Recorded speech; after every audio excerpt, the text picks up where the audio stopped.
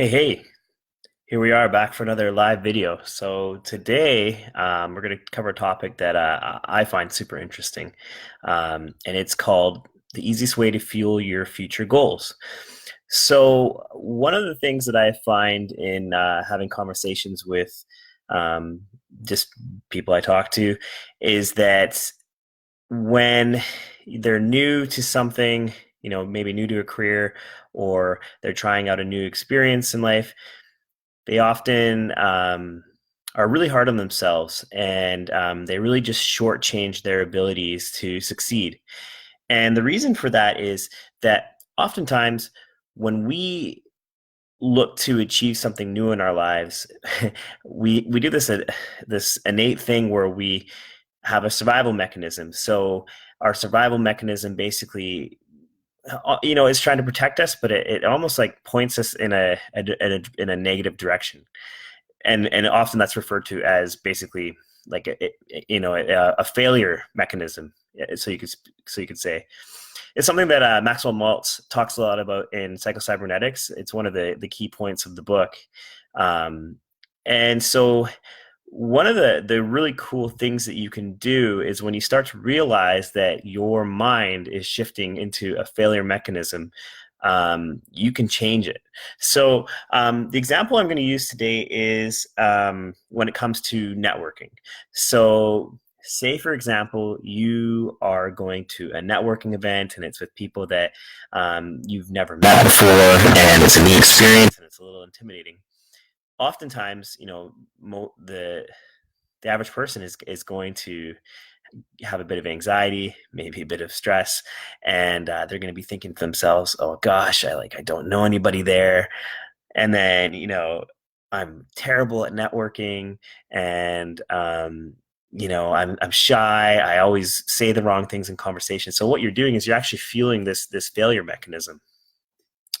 So um, what you want to do in a situation like that is you want to be able to shift those failure situations into what's basically like more of a positive situation. And how you can do that is by actually developing a learned skill, which is you want to document all your past achievements in life.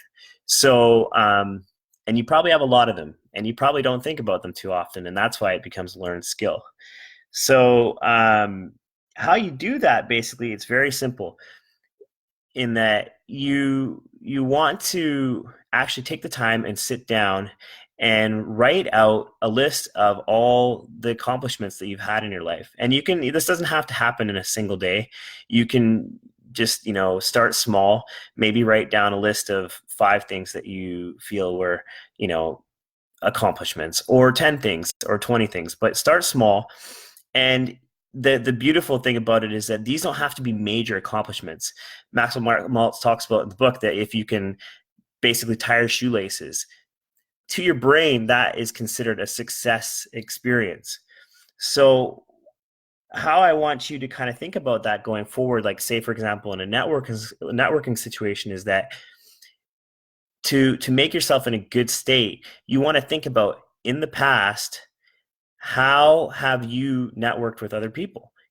So I'm sure there's been some experience in your life that you've met somebody new, maybe you've never met them before, and you had a good conversation, and you know there's just some good vibes, and you ended up exchanging phone numbers or exchanging business cards, whatever it was.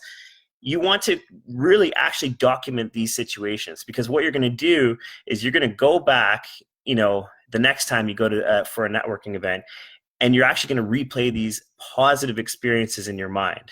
So, and this is an amazing skill because you can apply it to practically everything. So, another example would be for basketball.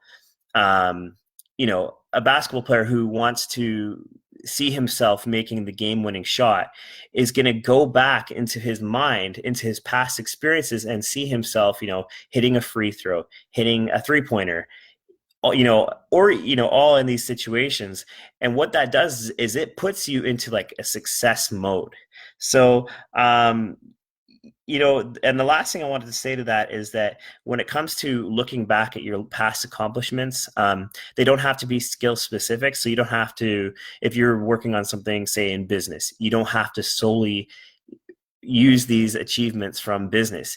It could be as simple as, you cooked a good meal, or you painted your house. It's still a success achievement. So what you do is you want to stack these positive feelings. And then the beauty of that is that now when you have a future goal, you've got these success experiences from the past that are going to fuel your visualization of that future goal. So that's basically what I wanted to share with you today. The takeaway from this is I would really, really recommend writing out an accomplishments list.